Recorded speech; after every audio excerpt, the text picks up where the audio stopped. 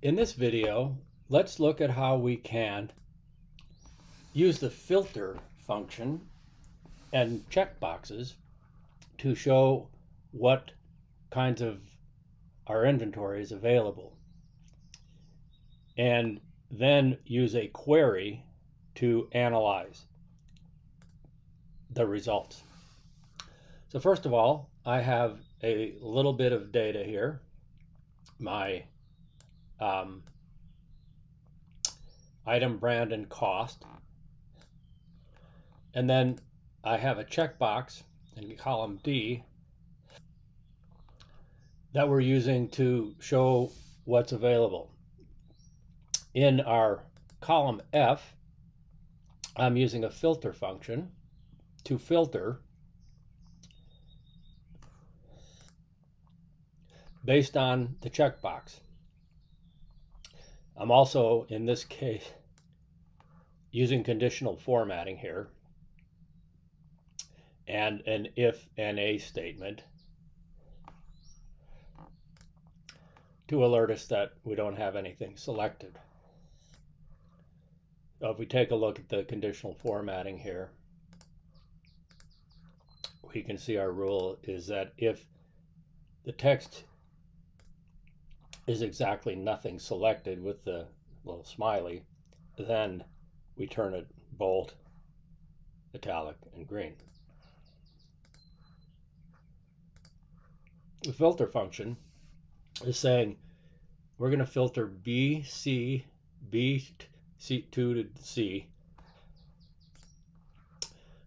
where D2 to D, and the D2 to D is a true statement, so it's only true if the box is checked.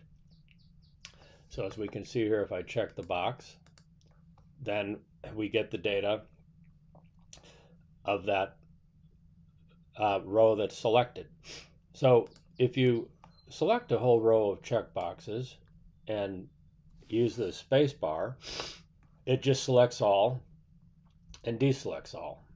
But if I were to randomly go through and select some of these, now what you're seeing is I'm building with my filter, I'm building the available items that are available.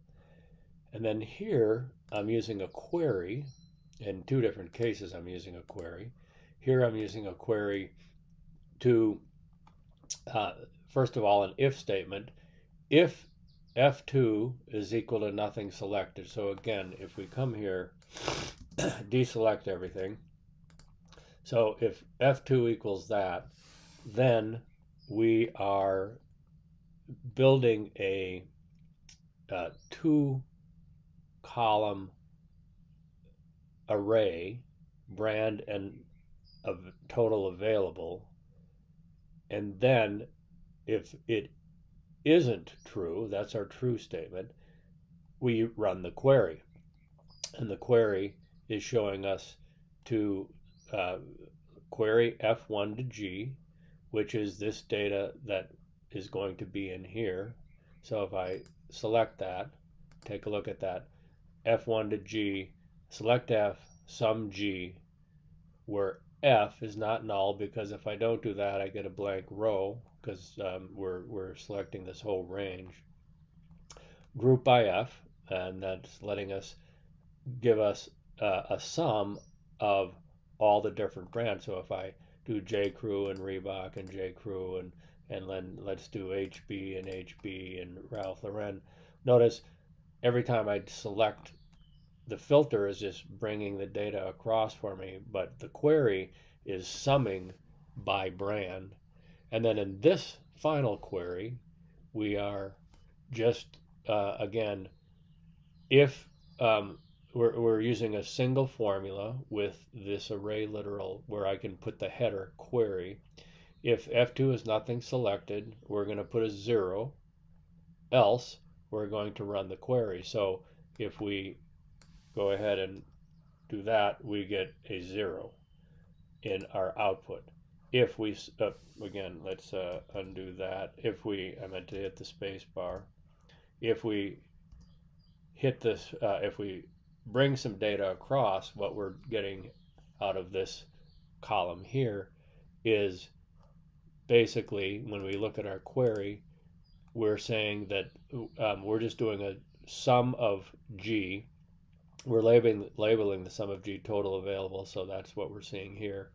We're formatting the output of sum of G and currency. So again, using this space bar, I can turn things on and off. The output of that is 0. Otherwise, if I select something, I get the total available. And if I select any number of things and then a few other things, you can see, again, we're getting a sum of our brands. We're getting a total available. That sum there is equal to that sum there.